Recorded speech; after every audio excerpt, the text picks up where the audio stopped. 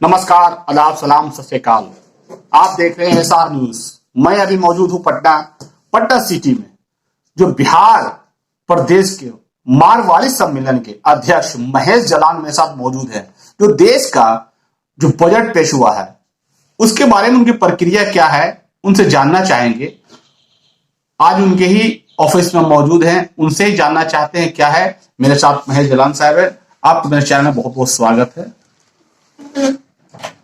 धन्यवाद। केंद्रीय बजट जो भी 1 तारीख को वित्त मंत्री निर्मला सीतारमण द्वारा पेश किया गया, ये चूंकि पूरे बिहार का नहीं देश का बजट है, इसलिए इसको राष्ट्रीय परिप्रेक्ष्य में अगर देखा जाए तो हम इसे एक औसत बजट मानते हैं।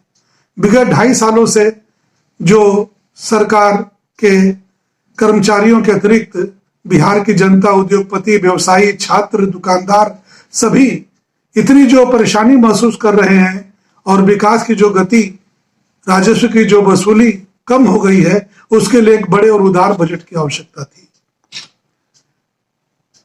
ग्रीन बॉन्ड्स को फ्लोट करना, डिजिटल करेंसी को इंट्रोड्यूस करना, वंदे भारत ट्रेनें चलाना और इंफ्रास्ट्रक्चर पर पहले की तरह से जोर कायम रखना, ये कुछ ऐसे कदम हैं जो विकास को आगे ले जाएंगे। लेकिन फिर भी जितनी रफ्तार विकास को देने की आवश्यकता थी, वह इस बजट के ईंधन से शायद संभव नहीं हो पाएगा। मुख्य रूप से हम बिहार में रहते हैं। बिहार की बात करें तो बिहार वर्षों से एक पिछड़ा हुआ राज्य है और इसके लिए हम लोग लगातार मांग करते रहे हैं। उसके बावजूद भी बिहार एवं अन्य पिछड़े राज्यों की तरह तो यहाँ की जो सरकार है वर्तमान, उन्होंने कहा बजट को सराहना की है, बजट को अच्छा बताया है। वो उनकी राजनीतिक मजबूरी हो सकती है, हमारी ऐसी कोई मजबूरी नहीं है।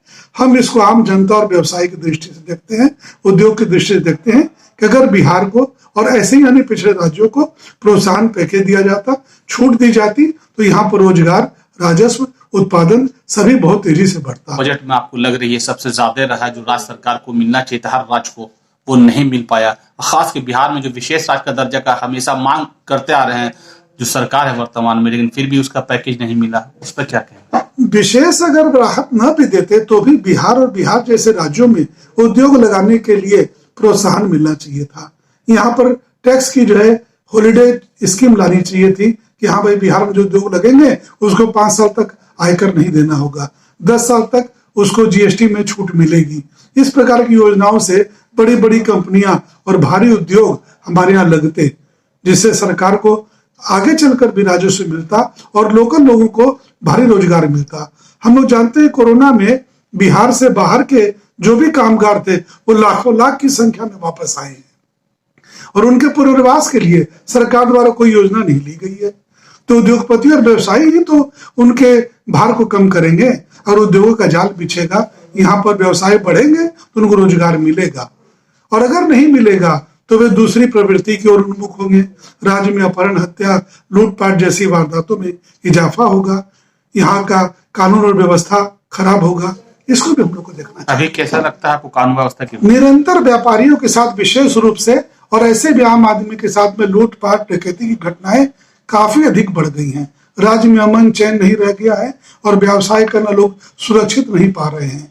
मजबूरी में या कहिए कि वर्षों से जमे हुए लोग यहाँ पर तो रह रहे हैं, लेकिन बाहर से कोई भी निवेश, कोई भी बड़ा रोजगार, कोई भी बड़ा उद्योग यहाँ पर नहीं आ रहा है। इसमें भूमि की उपलब्धता जो कम है वो, और राज्य में गिरती कानून व्यवस्था, ये 2 बहुत बड़े मुद्दे हैं।